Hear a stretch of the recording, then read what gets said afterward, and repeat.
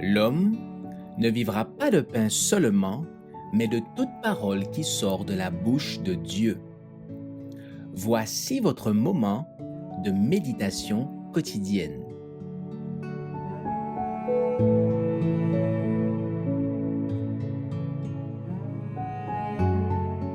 Un sujet continuel de reconnaissance, le 21 juin.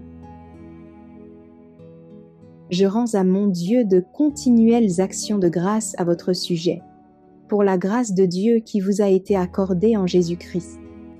1 Corinthiens chapitre 1, verset 4. Il existe encore des personnes qui espèrent mériter la faveur divine par leurs propres œuvres. Elles ne sont pas conscientes de leur impuissance. Elles n'acceptent pas la grâce de Dieu comme un don gratuit, mais elles tentent d'édifier leur propre justice. Notre Sauveur compare à une perle les bénédictions que nous assure l'amour rédempteur. Matthieu chapitre 13, versets 45-46. Dans la parabole, il ne nous est pas dit que la perle est un don. Le négociant l'a achetée au prix de tous ses biens. Beaucoup se demandent ce qu'il faut en conclure, car le Christ nous est présenté dans l'Écriture comme un don. En effet, il est un don, mais seulement pour ceux qui se livrent à lui, sans réserve, cœur, âme et esprit, pour vivre dans l'obéissance à tous ses statuts. Tout ce que nous sommes, nos talents, nos aptitudes, est à lui et doit être consacré à son service. Quand nous nous donnons entièrement à lui, il se donne à nous avec toutes les richesses du ciel. C'est ainsi que nous recevons la perle de grand prix. Le salut est un don gratuit, et cependant il doit être acheté et vendu.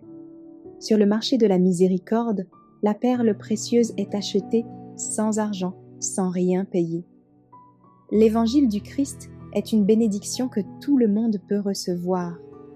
Le plus pauvre comme le plus riche peut obtenir le salut, car ce n'est pas avec la fortune qu'on l'acquiert, mais par une obéissance volontaire, en se livrant au Christ comme un bien qu'il s'est acquis.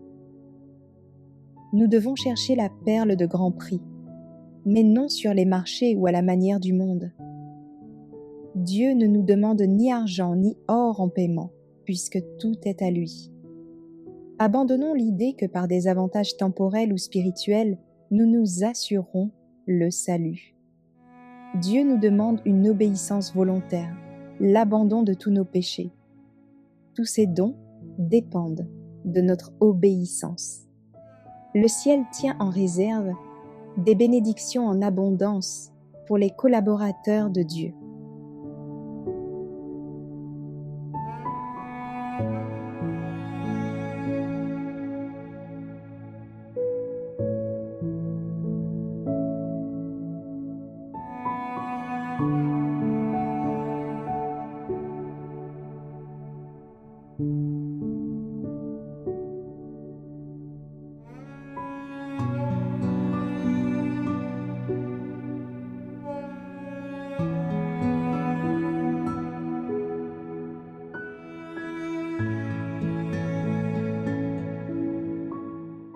Merci d'avoir écouté cette présentation.